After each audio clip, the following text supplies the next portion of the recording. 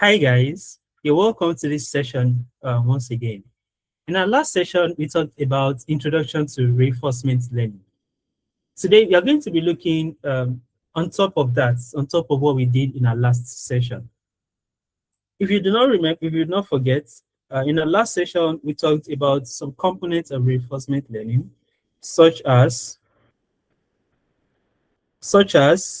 agents, states, talked about states,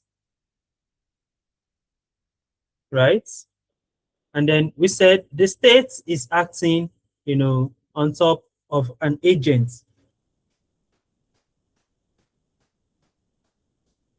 So the agent transitions from one state to the other.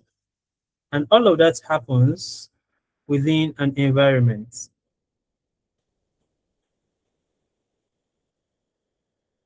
Okay.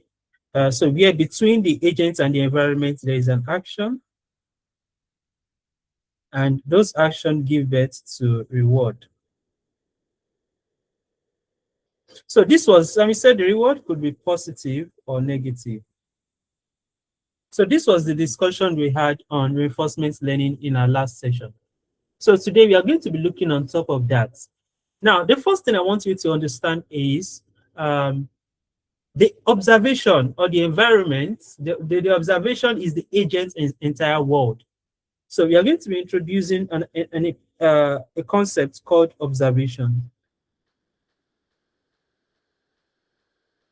So this observation is the agent's entire world.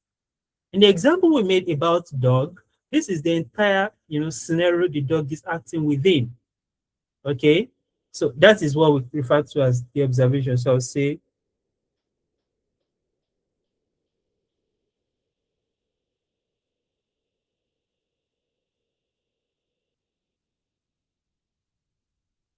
so the entire world of an agent is referred to as the observation. Now, in this session, we are going to be looking at something we called MDP. So MDP is the short form for Markov decision processes.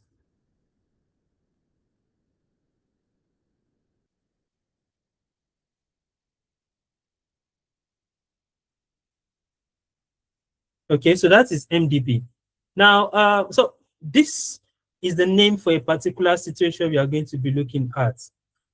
So now, within this MDP, we have 4 components which we are going to be working upon. We have the 4 components.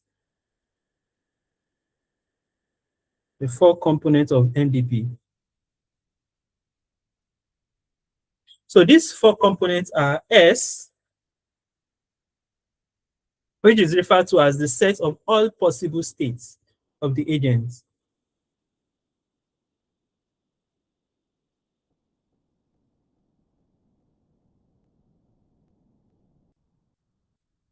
Then we also have A. So A here is referred to as set of all possible actions.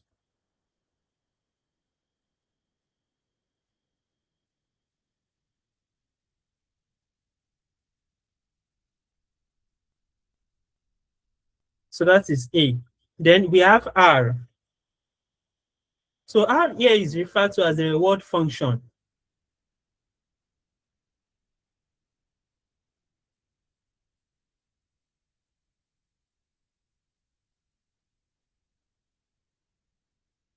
Okay, so R here is referred to as a reward function. So this reward function could be like just any number.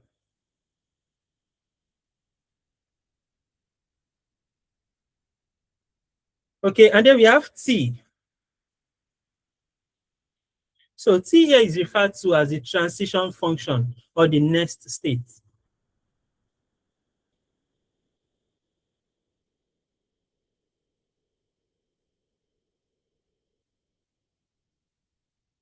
What we can refer to as the next state.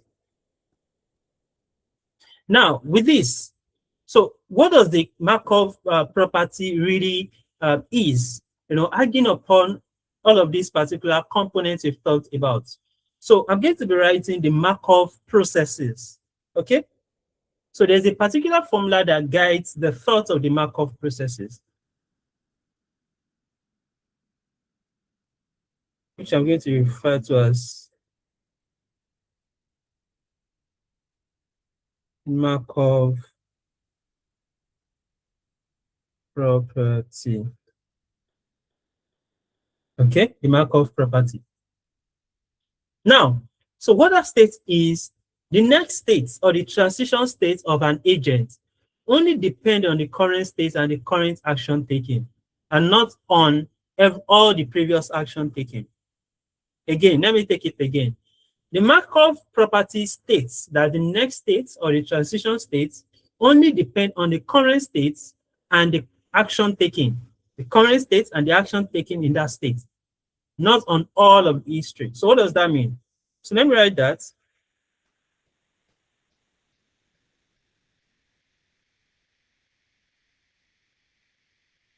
Markov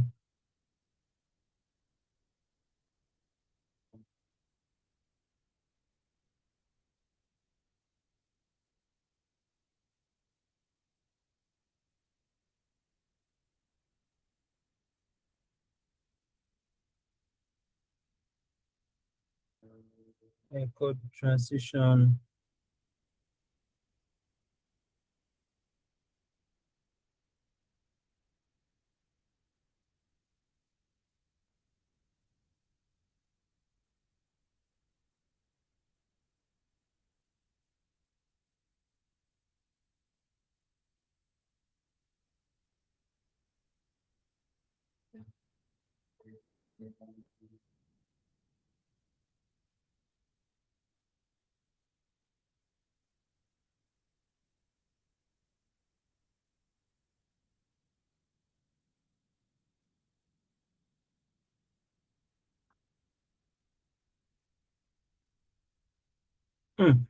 So now, so what does this mean? Okay, so this means, so we can express this with a formula, which is what is going to guide us, as we proceed on this particular topic of Markov decision process. So what that means is, so let's say states st plus 1, right, which is the transition state. Okay, now the next state or the transition state, is dependent or is a function of the current state and the action taken at that state. So I'll say st plus 1 equals f, that is a function of st and at. Okay, so this is the Markov property, saying that we are not saying that st plus 1 is a function of, okay, s0, s1, dot, dot, dot, st, at. Okay, so s is not equal to this. Okay, so this is, the Markov property. So what we are saying here is the transition state or the next state that the agent is going to be moving into. Don't forget, we talked about the example of a dog. The dog might have been doing something, but when you train it to receive a reward, when it sees you, when you train it to receive a reward when it sees you, over time, maybe you want it to sit when it sees you. Over time, after learning this over and over again, it learns, maybe when it's running around or it's chasing a prey or it's wanting to eat or it's just running around. When this dog sees you, after it has learned to always sit when it sees you, it would want to sit. So now it's transitioning from the state of running now into the state of sitting. Okay, so we are saying that dog is going to transition from the state of running now into the state of seeing when that's the action it needs to take at that point in order for it to get a reward.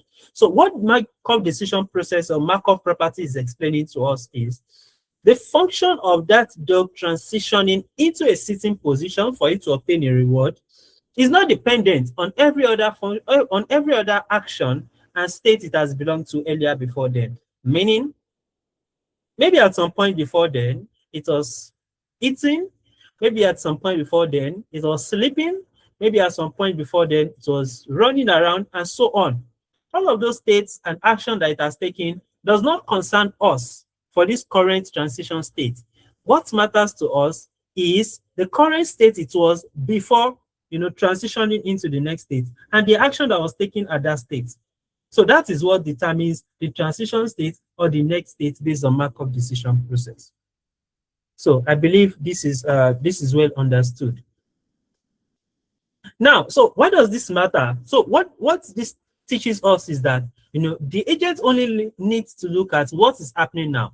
And that also makes sense, looking at what we talked about earlier about discounting the future reward.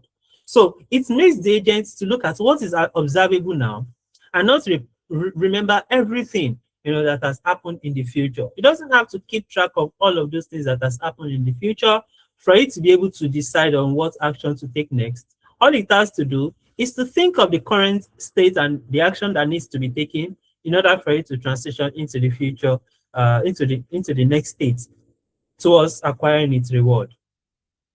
So, so this is going to lead us into the CartPole that we worked on in the last session. The CartPole we worked on in the last session, so I'm going to be saying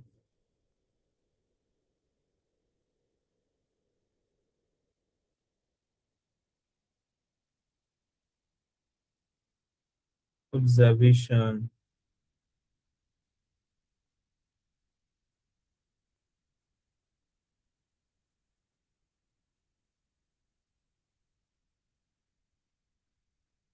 so this is CartPole observation space. Don't forget that when we talked about observation, we are talking about all possible things that the agent, all possible, the entire world of the agent is referred to as the observation. So the observation is the entire agent's world, all possible states. Everything that is possible within that environment is the observation space of that agent. Everything that's possible within the environment is referred to as observation. Okay, or we refer to it as the world of the agent. So now, what is observable in the world of this CartPole space, which we looked at in our previous session? So there are 4 things that are possible. So number 1 is the cart. So don't forget that when we talk about this CartPole, we are talking about something that looks like this.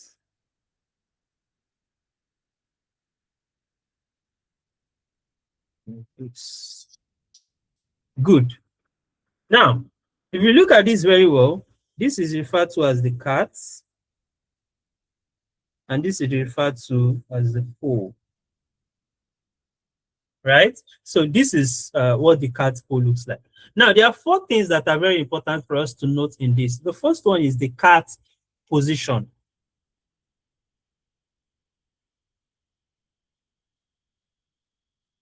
Then the next thing is the cart velocity.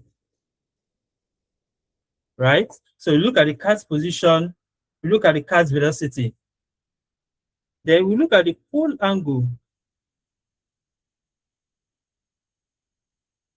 and the pole angular velocity. So because this cart and pole are constantly moving, so we have to measure all of these parameters for us to be able to know what depends on what, or how do we. So because now this is it. The goal of this thing is for us to be able to balance this pole on the cart. Goal to balance the pole on the cart. That is the goal of what we want to do. So for us to be able to ensure that the pole is balanced on the cart, so we have to look at all of these 4 parameters. The cart position, so because the cart is always constantly moving, it's constantly moving left and right. I believe we saw that in our last session. The cart is constantly moving, and then also the pole is also trying to move along with the cart in order to ensure that it is balanced on top of it. So we look at the cart position, we look at the cart velocity, we look at the pole angle. So usually we want this pole angle to be 0. Okay, we want the pole angle to be 0. So such that such that it is perfectly upright. It is not tilting towards left or the right. It is perfectly upright. So we want that to be 0.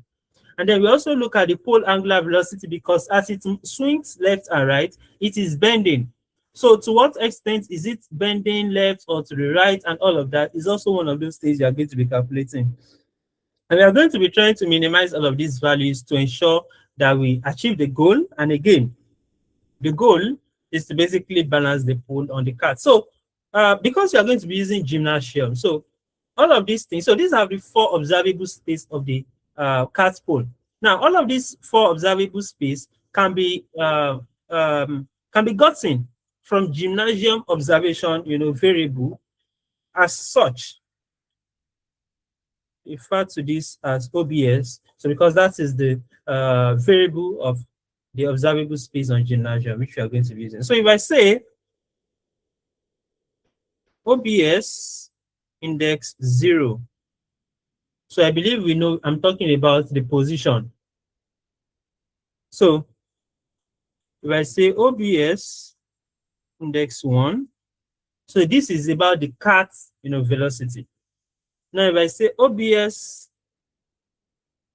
index 2, so this is the pole angle, and then OBS index 3 is the pole angular velocity. So these are the 4 variables we are going to be looking at as we proceed.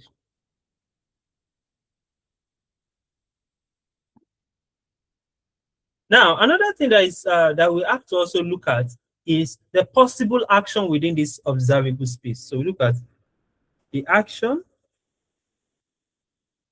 So the possible action within these observable states. So within these observable states, we have discrete actions. Okay, we have 2 discrete actions. We call it 2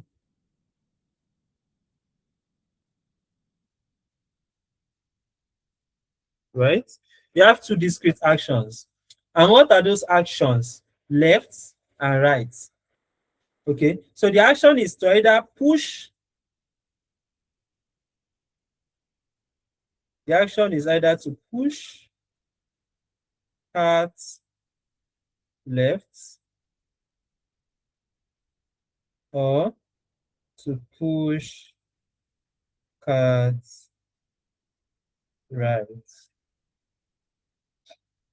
So you're either pushing the cart left or you're pushing the cart right. So these are the actions that are possible. And by doing this to the cart, then it's indirectly affecting the pole as well. So we have to manage how each of these actions lead towards our final results.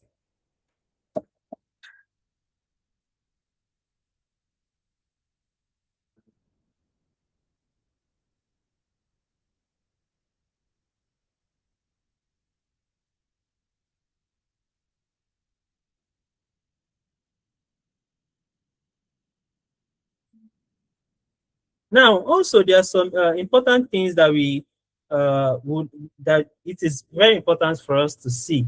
So normally we will have looked at this information from the documentation, but because I do not want us to go through all of that, so you're going to be looking at this. Now, don't forget that when working on this, the first thing is to set our environment. No, on Gymnasium.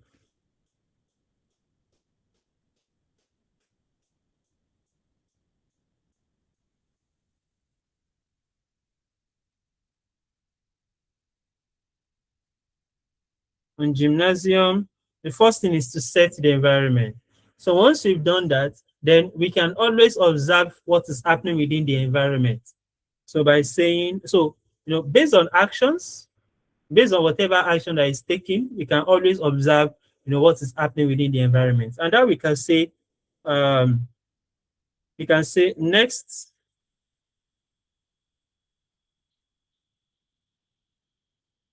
OBS, which is the transition state, reward, right, which is the reward that is gotten, by taking that particular action, done. So now this done is true. it returns a Boolean value, and it returns true if the episode ended naturally. Maybe there was a failure or something. So if it ended naturally, so it returns true. Done is true. Then we also have truncated. So truncated also return true or false. So in this case, it will return true if we hit the limit. So let's say, for example, we set some number of steps, maybe 500 steps. If it hits that limit of 500 steps, then it returns truncated as true. And then info. So this info has some particular information we can extract from the environment in order to be able to debug what is happening within the environment. So we'll say this equals to env, which is the variable we set earlier, dot step, and then we pass the action into it. So don't forget that I mentioned that the action itself is discrete, that is, it's either left or right, which indicates the position by which the cart is being directed to. So we are now going to move into code now to see how all of this works.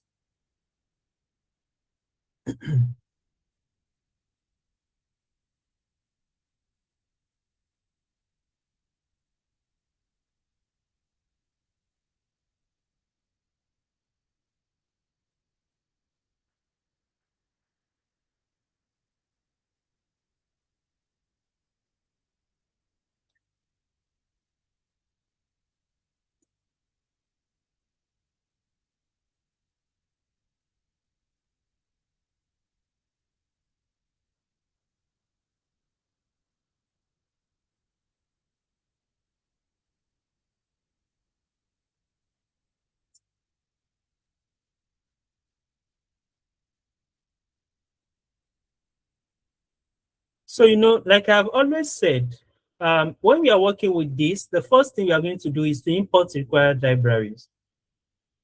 So far, we've just been using 3 libraries. We've been using Gymnasium. We've been using Gymnasium, NumPy, and Matplotlib. So I'll say import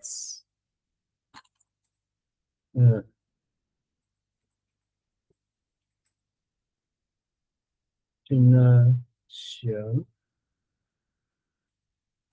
as GYM.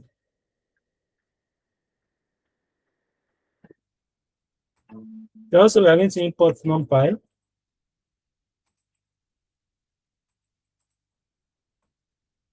Then we import Matplotlib for visualization.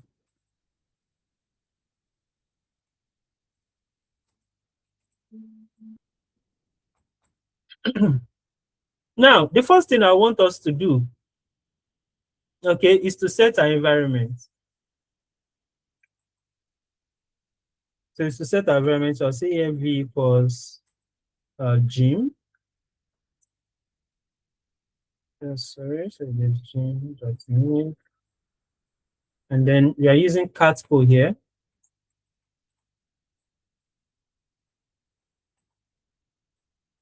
And then because we want to make it readable, so say render mode equals human.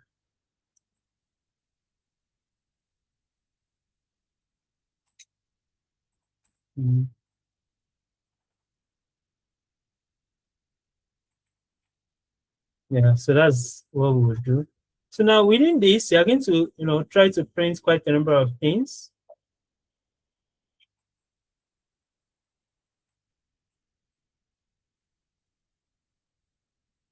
Yes.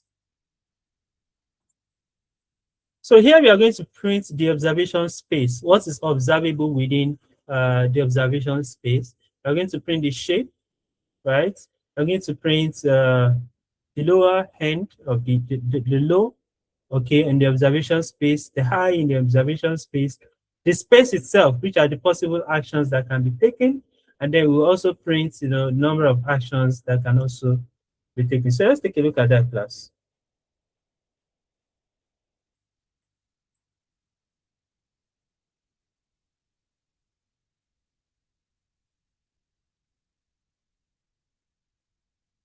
Oh, okay. So yes, interesting. So here within the observation space, so we can see the values, the possible values that is observable. So now here you see we have minus 4.8 to infinity.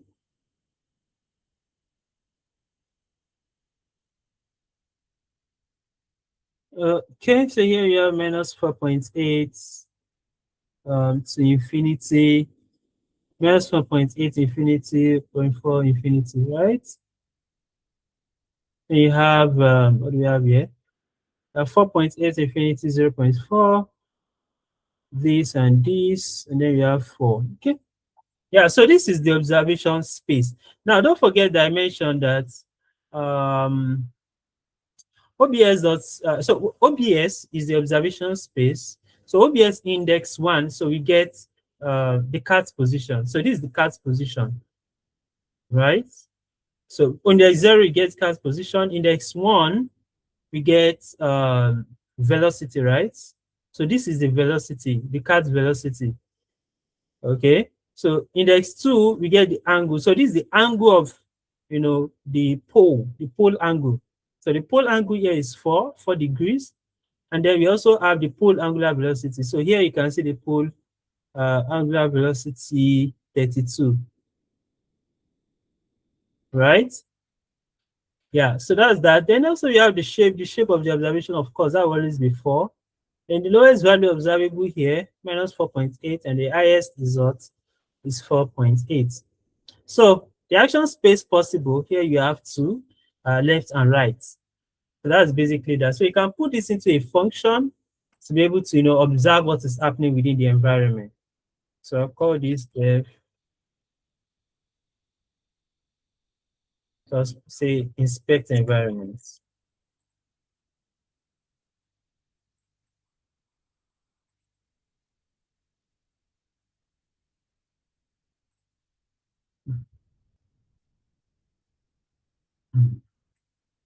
So yes, this is this. Now the next thing we want to look at after this is to print live observation. So we want to look at live observation of what is happening here. Okay. So you know what? Let me put this out. Copy this.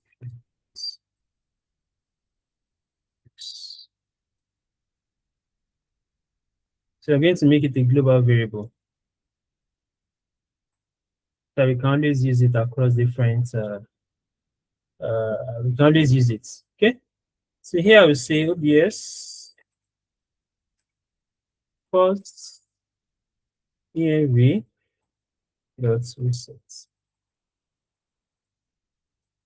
So here we are going to set the environment. Now, the next thing we are going to do after this is we want to print what's happening, within the environment. I want to observe what's happening within the environment, within the observation. Okay. So here I'm going to use for loop or say for step in range of n steps.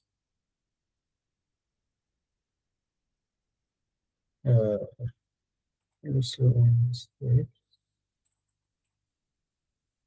So n steps is equals to 10. So you know what? Let me define that variable outside of this. So yes, I'll define it outside of this. So. Now we are taking 10 steps, right? Yeah, we are taking 10 steps. So we run this for loop.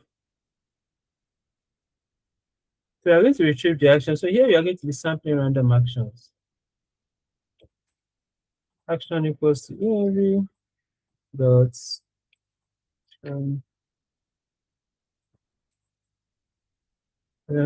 sample. Okay, so this is a random action. They are going to print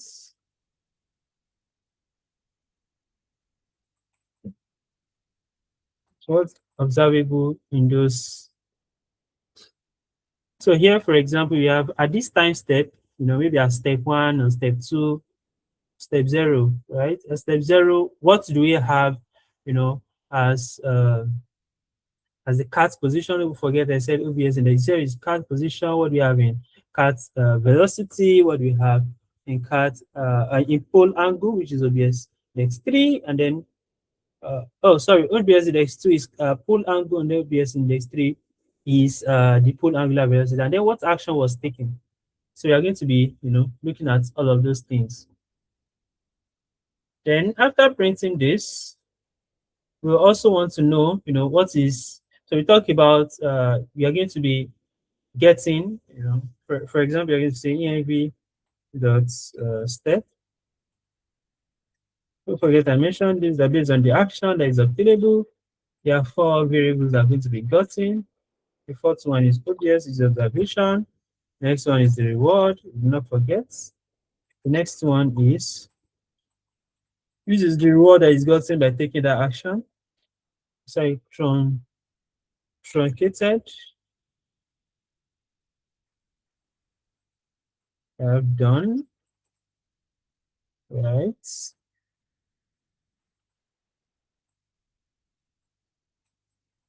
Done truncated and info. Right, so these are 1, 2, 3, 4, 5. So these are the 5 variables you are getting. Observation, reward, done, truncated, and info. Okay. So that is what we are going to do checking. So we're going to say if done or truncated. If done and truncated, so you're going to break through the loop, right? And then you're going to print you can print,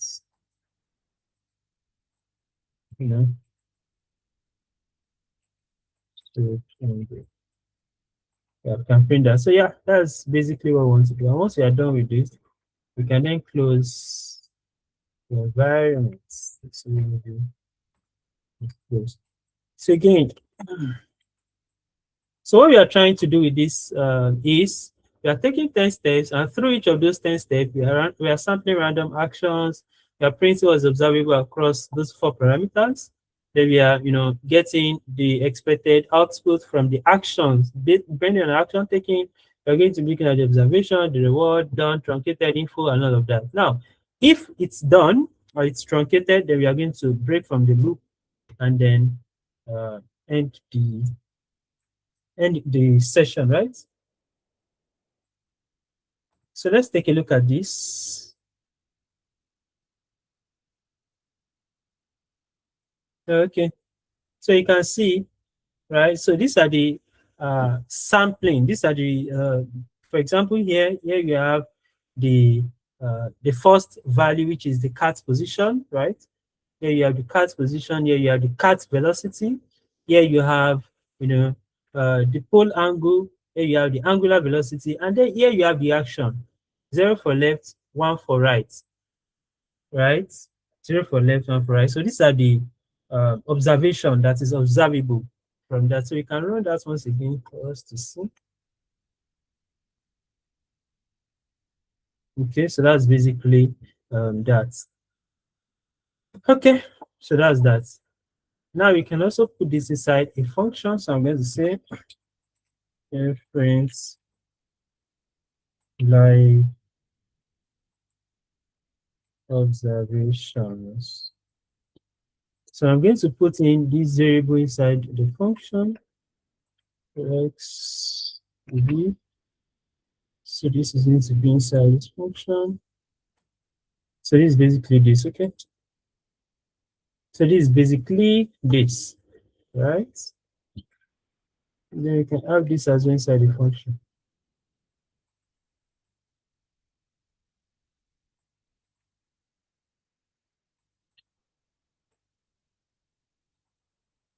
Right?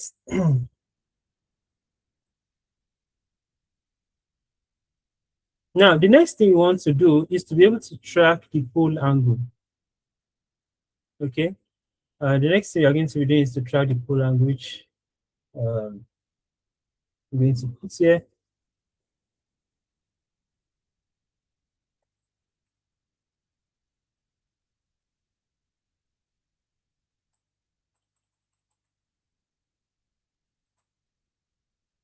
Okay, so this is this. Now, right with this function, so here we have been able to, so we don't need to have this here again.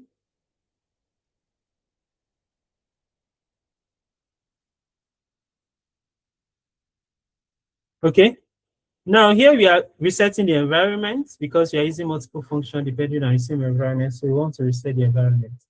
Now, when we reset it, we're able to, get the angle itself. We're able to get the angular velocity.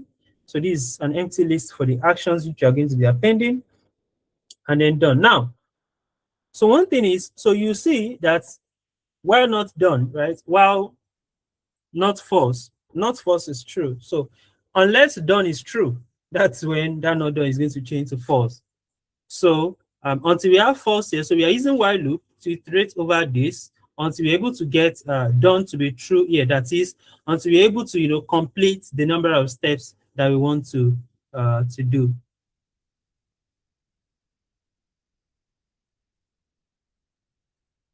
Okay, so you're able to complete a number of episodes. Okay, so here you're able to see we are sampling random action within the while loop, and then also we are getting, based on the random action that is being gotten here, we are getting these five variables which I've talked about: the observation, the reward, the done, the truncated, and the info. So then we are appending the angles. OBS2, I've talked about it, is the angle, the pole angle, right? So we are appending it into this. And then also we are appending the angular velocity as well into this. Same as the action, we are appending the action. So once it's done, we break and then we close this. Now, so what are we doing with all of these values that we are getting? The angles, the angular velocity, and the action itself. So what are we doing with them? So what we are doing with them basically is um, we are plotting a graph with them. Okay, we are plotting a graph that shows the pole angle and then also the angular velocity. Then let me put this inside a function. Let me remove it from a function so you can see how that works.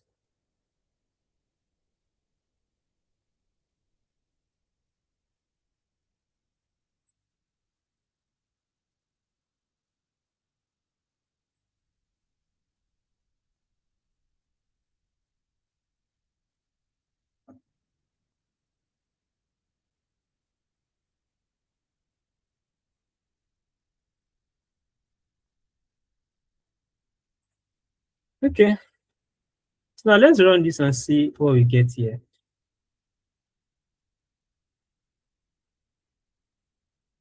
Uh,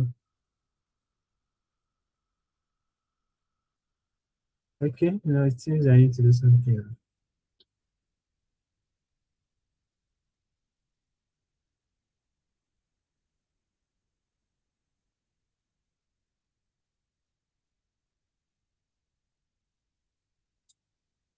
So please, I want us to look at, okay, so let's take a look at this.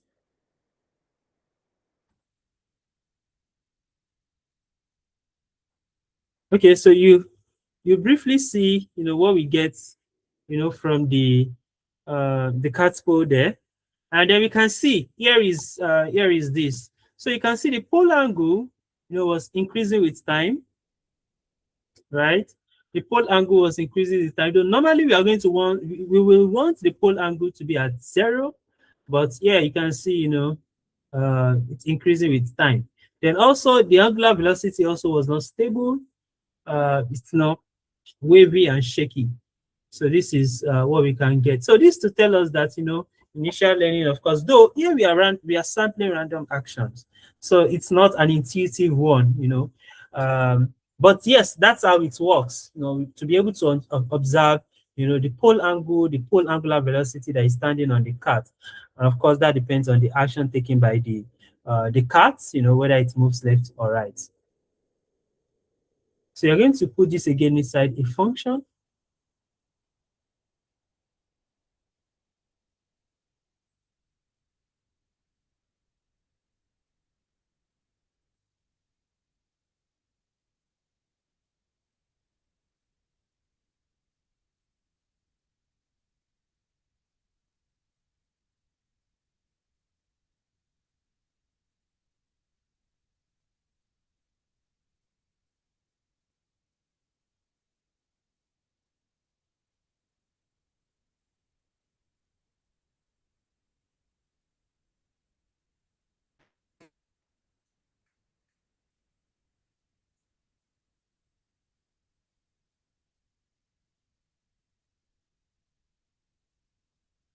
Okay, so here we are going to define a function which are going to call track for angle.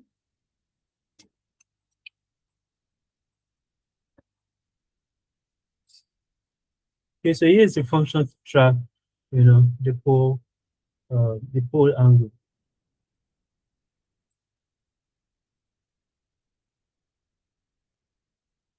Okay, so here we are now going to look at the real MDP itself. So let's take a look at this, everyone.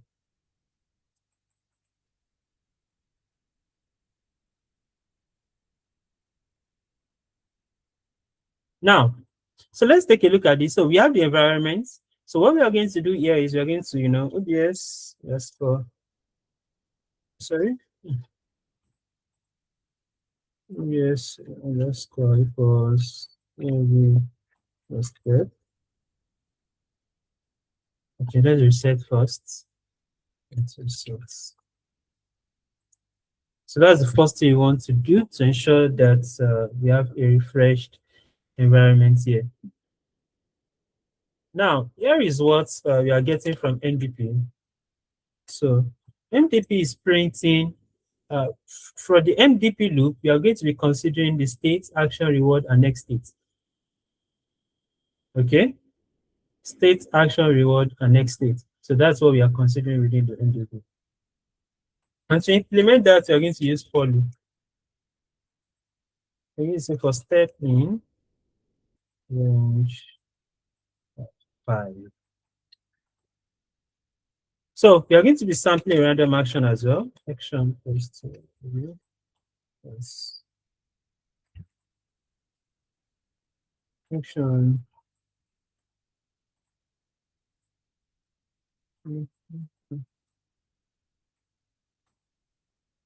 Then get next.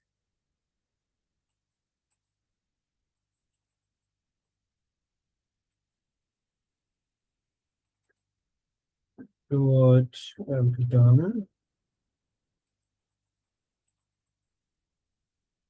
Completed. Then area info was maybe just into action. Right. So don't forget that the 5 outcome I said you are going to be getting from the environment here. So next thing you are now going to be looking at, you are going to determine the direction. We say direction equals right. So we can always get the direction based on the action taken, right? You say direction is right if action as 1, else so direction is left, right? So we know based on the action taken, okay, based on the random action taken here.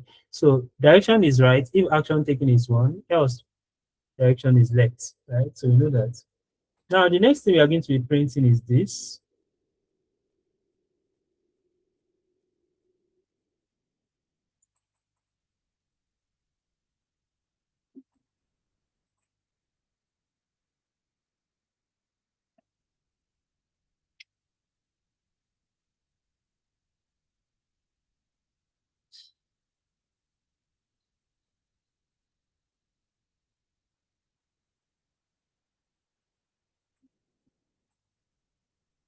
Okay, so here we are going to be looking at the number of things, same as we looked at earlier. We look at the observation.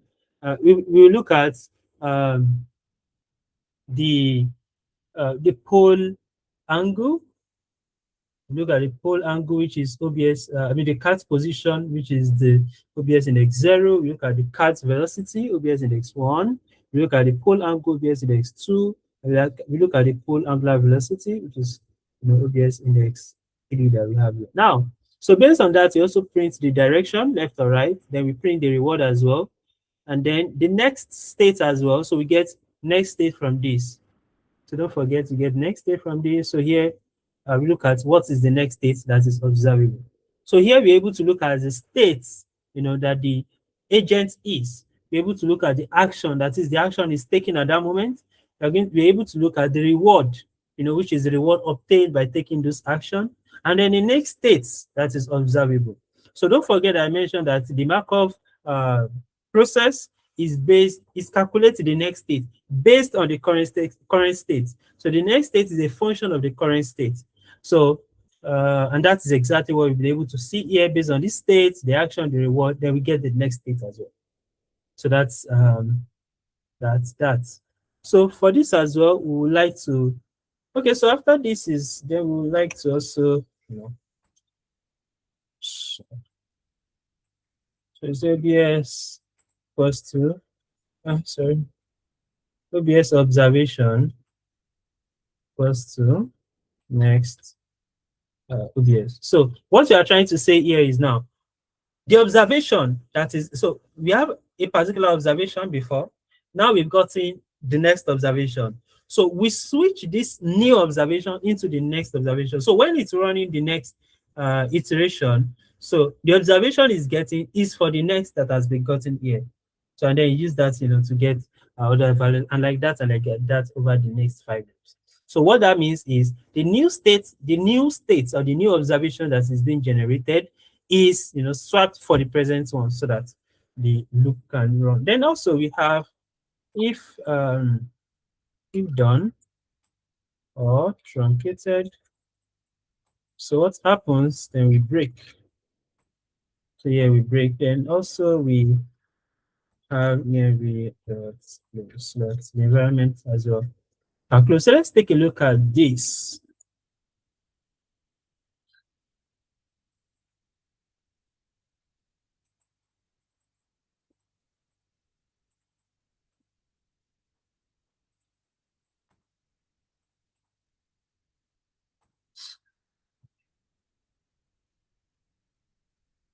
Okay, so we're able to look at across five loops. So we're able to look at the cards. We're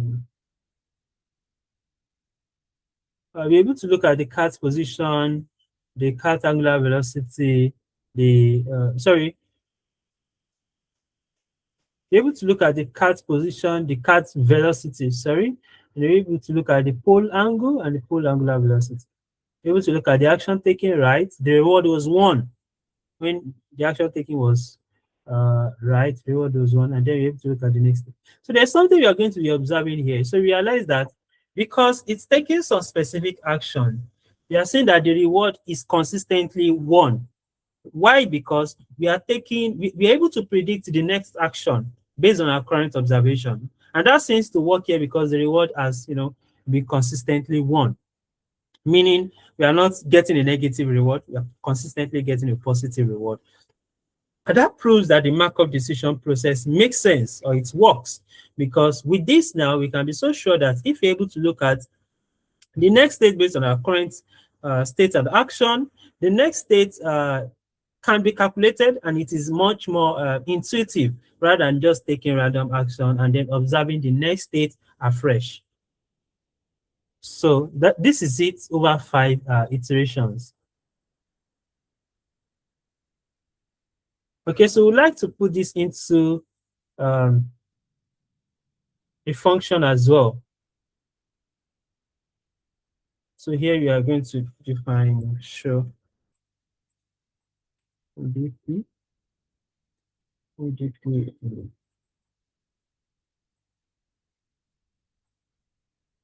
Okay, so this is this.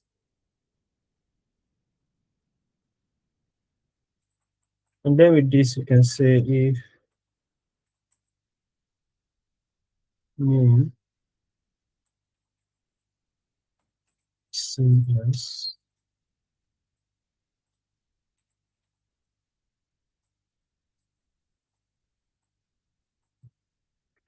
so you can have this.